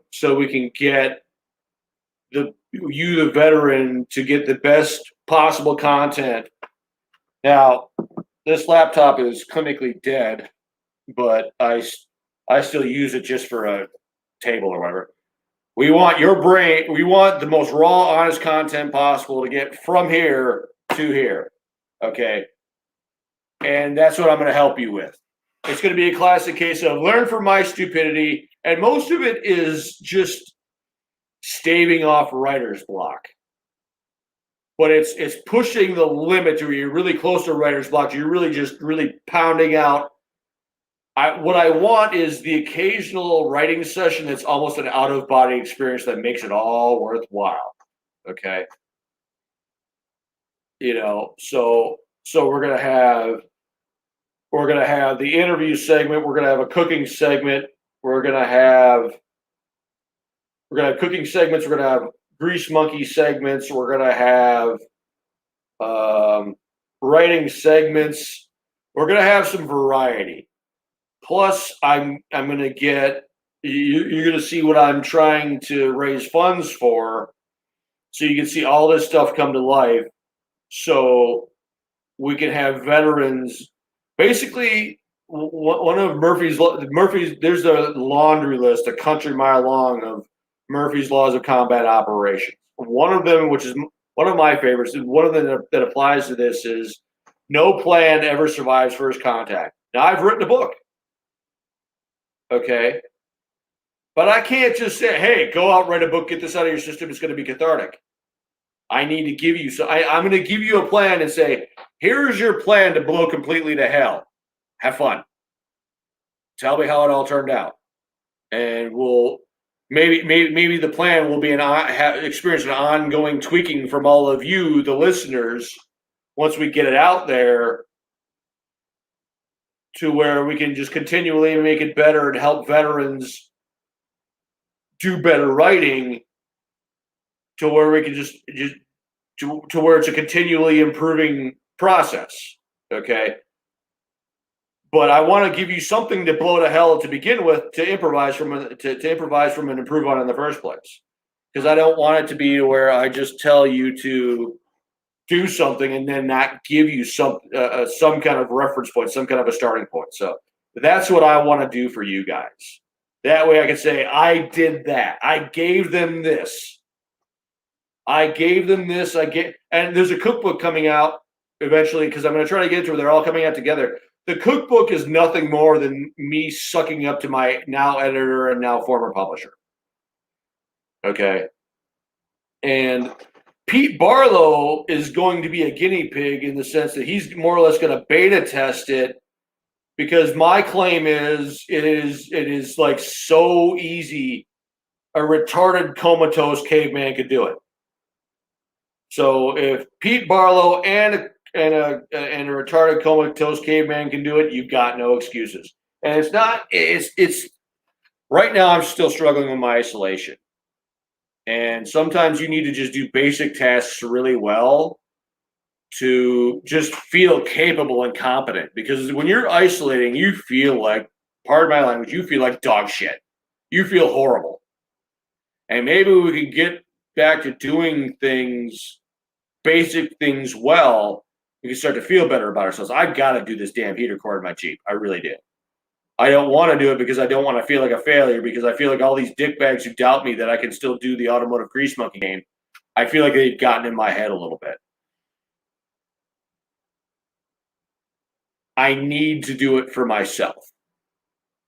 I need to get at it. And that's the plan. The plan right now is to have that episode next week and then get everything, start up to work and start raising funds for all the things I want to do for myself and for WoW Entertainment, to where we're helping veterans. Helping you to not kill yourself in the moment is good. That's short term. What I want to see is do in the long term is these things that I want to do, where it's like, okay, you got me to stop killing myself. Now what? Okay, we'll get you writing. We'll get you cooking. We'll get you in the gym killing yourself like I do. And when you need purpose, what you always start out with is the dignity of just surviving the beating. Okay, we need to get to that place where we've gotten you beyond not killing yourself to actually doing something that gets you farther away from killing yourself and feeling functional again. So writing, cooking, and fixing stuff, that's what I'm going to try to offer. But I got to get this page up and running. I got to get my show up and running to where I'm doing stuff. Okay. So yeah, that's what I'm trying to offer. That's what and the music is, I want to do what I want us to do with the music is it's going to be that end of the week thing where you tune in, you kick, and I want you guys to get your own man caves and woman caves up and running. So what I want you guys to do, my listeners, all the listeners of WoW Entertainment, I want you to establish a Garden of Gethsemane man, woman cave, whatever. And I want you in there with your feet kicked up, beer in one hand, something to snack on, just to chill in the other, listening to the WoW Hideout on Friday nights, just decompressing, like,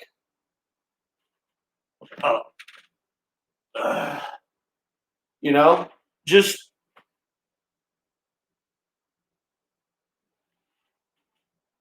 the WoW Hideout needs to be, we want it to be your decompression time. Okay, we want it to be your decompression time, just so you can just. We want to get stuff in place to where we graduate into the long term solutions that involve you being better, and just, we don't want you just not killing yourself. We want to be a part of your long term solution too. Okay. And right now I'm under a lot of stress. All I can say right now is I'm under a lot of stress over the next year to get the book published and get everything going for reasons I cannot divulge right now. But the pressure is on. The pressure to get my fat ass back into shape down to 225 by 1 November is on. The pressure to get all this stuff up and running is on.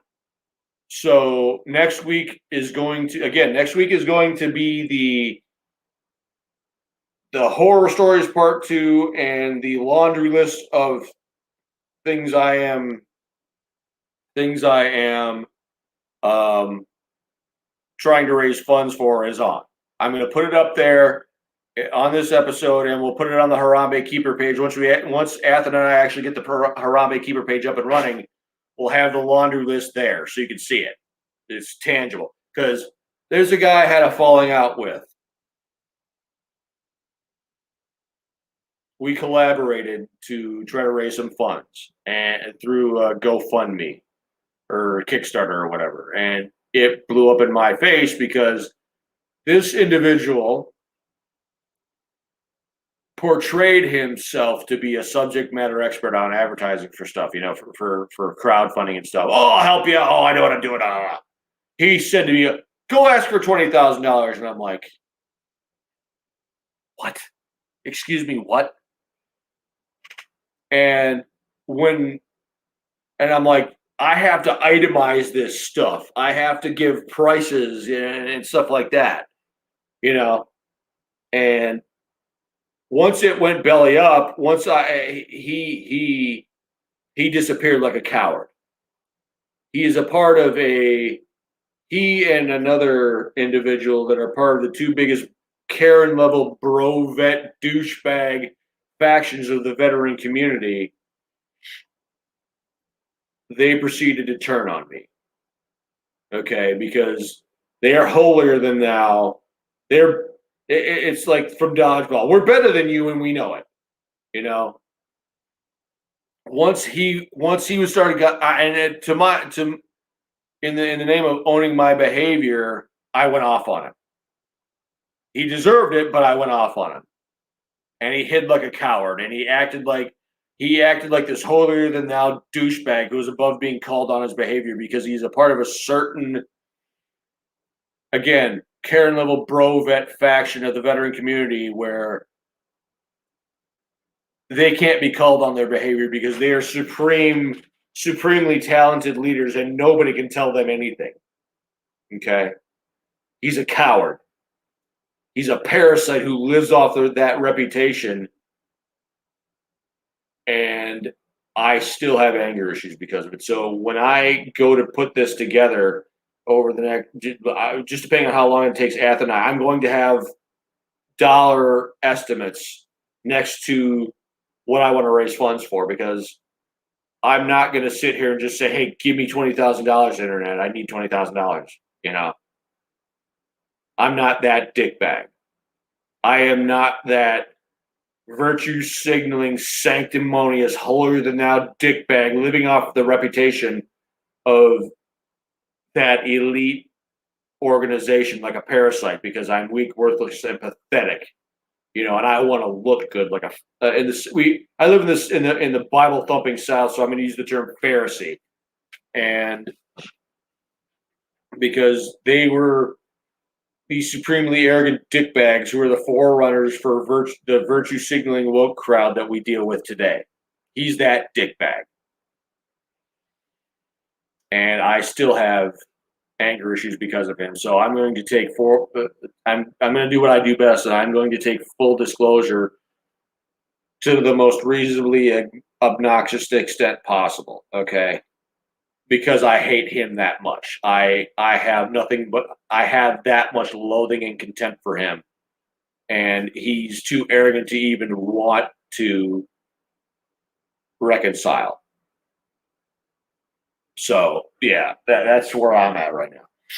And you know, I'm gonna do something a little out there tomorrow night on the Woe Hideout. What I'll do, I'll throw some skin in the game. If we can get this fundraising done and get everything ready by November, I'm gonna do something. I'm gonna do something. I'm gonna do something. Well, let me just say, yeah, I'm gonna do something, and I'll explain tomorrow night. I'm gonna talk to Ethan tomorrow, and I'm gonna run it by him. And if I can get away with it, then we'll talk. So, but yeah, let's see. Let me see if I ordered. Yeah, I cheated and ordered Domino's, but it's just a sandwich. It's not a full on pizza. So I'm waiting for my. Let's see something. Oh, we got a new guy. No, you know what? I haven't gotten permission to tell you who the new guy is. Never mind. Sorry about that. Um,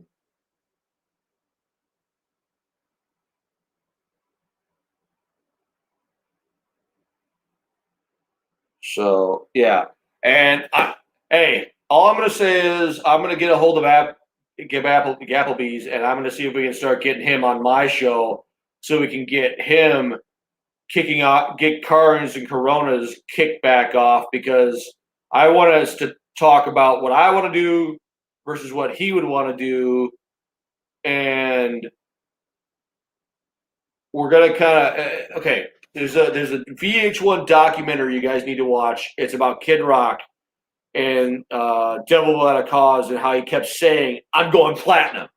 He's trying to will it into existence, and I think we need to have me and Gapplebees kind of need to have an episode where we start willing some things into existence for him. And I want to do the car segment really bad, so I'm gonna Gapplebees, come on, man. Come on the show. I'll have you right on after April, either next week or the week after if you want to. I wanna get cars and Coronas back up and running for you, and I wanna kind of get my vision out there, and I want to bounce it off of you, because I need another guy. So I want you as a host to come on to get your, so we can just do stuff, So yeah, that's what I'm thinking about. So we got just a hair. We got almost 9 minutes left. So here's what we're gonna do. I'm gonna flap my gums for a little bit. If you guys want to talk, if you guys have any questions, at all at any point in the show, I'll jump in the comments and I'll answer the questions for you live on air, because this is what I do, Because I mean, we've got guys like Jared Bowen snorting peppermint oil to clear his sinuses. We got Pimp, who was basically, who was given diabetes by the VA, and we're sharing his struggle. So I'll talk with anybody about anything except for these jackasses who are, trying to spam on my page. Yeah, I'm gonna deal with those. I'm gonna toss them guys out here in a little bit. So, but yeah, we got about 8 minutes left, and I'm waiting on my damn pizza to get, or not my pizza, but my sandwich to get here. So, yeah. But no, that's what's going on, guys. We're good. You know, I know I can almost guarantee you my congressman won't come on, but I might try to get a hold of him tomorrow. I don't know. Well, it's Friday, so I'll at the very least put a phone call in of some kind. Be like, hey, this is what's going on, because as it is, my VSO is yeah, we're not even gonna get into that mess. But yeah, I'm gonna get on the phone with my WWP guy, and I'm trying to get him to mend fences, and because I'm blasting my local VSO and my local VA with impunity, because they the one thing I want you to is the audience, when I bring people like April on and we get to talking about issues. These people are lazy ass box checkers. They want the box checked so they can say that the box is checked. These are people who are all about being as lazy as possible and making as much money as possible in the process of being lazy. They don't care if they couldn't diagnose their way out of a wet paper bag. Okay. They only care about keeping their job. These lazy ass people are the problem. Lazy ass box checkers who only want to check the box for the sake of checking the box. They're the problem, and we're going to rant about them. We're going to rave about them. We're going to expose them, because it needs to be done. But we're also going to do other things, because we need to not just rant and rave and expose people. We need to provide an alternative. And that's what April's a part of my little team, that we're trying to come up with a parallel network that the VA can't get their dick beaters on and ruin, because the VA ruins everything they touch. And as you can tell, you've got these hyper confident retards on active duty that are lazy, stupid, mediocre medical professionals who are untouchable. We need to make them touchable. we need to make them accountable. But we also need to provide an alternative to their lazy macho mediocrity. Okay? They're a disgrace to the uniform and they deserve to be treated like dirt. And I have no problem doing it. When you almost kill kids because you're incompetent, lazy, and stupid, you deserve to be treated like dirt. And I'm going to start doing that with impunity because I don't care anymore.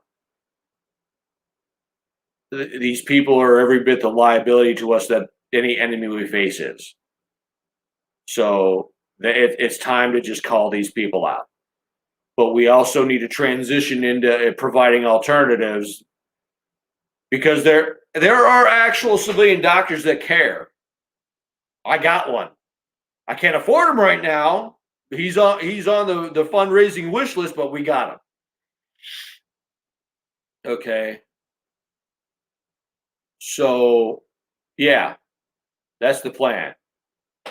Shame and call people out. Transition into better alternatives of better quality people who actually care and are actually competent. Okay. So that's the plan. I got a voice. I got a mouth. I'm done shutting up. I have to shut up at the VA because the fact that this VA here in North Carolina, in Salisbury, North Carolina, isn't the fact that they're not escorting me around like I'm a common criminal is nothing short of miraculous. Because seriously, Ernst Röhm, Google Ernst Röhm, and there's no way you won't think he and Adolf Hitler were, fuck buddies. Pardon my language. Okay, gay lovers, whatever. Ernst Röhm and Joseph Goebbels would be proud of the masked police that this VA hospital is. They're lazy, they're worthless, and they won't adequately treat your issues. But boy, they will chase you like a pack. They will. It's like in the South when a slave would escape, they'd chase that thing down. They'd chase the slave down with a pack of dogs and everything, or a prisoner. They'd chase the prisoner down with a pack of dogs. That's what this VA hospital is. They chase you down with a pack of damn dogs, and they shame you into oblivion for not having a mask over your nose. But they won't actually treat problems. Okay? They want you to not want anything from you. They want you to look at them and see them as so mediocre and worthless that you're just not worth it. You're not worth the effort. I don't trust you to adequately care for me, so I want nothing from you. So that's what they want, and it's time to call these people out. It's time to shame them. It's time to treat them like the scum they are. It's what they are. They're liars when they say they care about this. They don't care about us, and they know it. So it's time to call them out, but it's also time to provide some kind of alternative to isolate them as our way of saying to them, you are worthless scum. You don't care about us. You don't deserve to be treating us. Do I want to run them out of business? Yes. Will I run them out of business? Probably not, but that's not going to stop me from trying. So it's time to provide alternatives. And that's what we're working on. I don't know that will succeed, but damn, we're going to try. Because I'm fed up with the VA's mediocrity. April's fed up with active duty's mediocrity. They are beyond worthless. So it's time to fight these people. I'll fight them one podcast at a damn time. I'll shame them one podcast at a damn time. They are scum, and we're going to start treating them like it. We're going to start calling them out. Okay? So we got a couple minutes left. I'm going to shut it down a little early because, again, I got to get my dinners on the way. So, yeah. I'll see you next week. I'm going to have April back on. So I'm going to have April back on. I'm going to try to get Gapplebees on eventually. I'm going to try to get a bunch of people on because I want multiple opinions. I want multiple perspectives so we can all get better at stuff. So we can all be better. So we can all do things better. So we can all feel better. So we can move farther away from the ledge that is suicide. I don't want to just stop you from committing suicide in the moment. I want to pull you away from the ledge to where you don't want to do it anymore. If you need us, reach out. We love you. I'm the more hysterical whack job kind of love, but I love you. I want to choke the shit out of you sometimes, but I love you. And there's, yeah. So, yeah. I love you guys. Good night.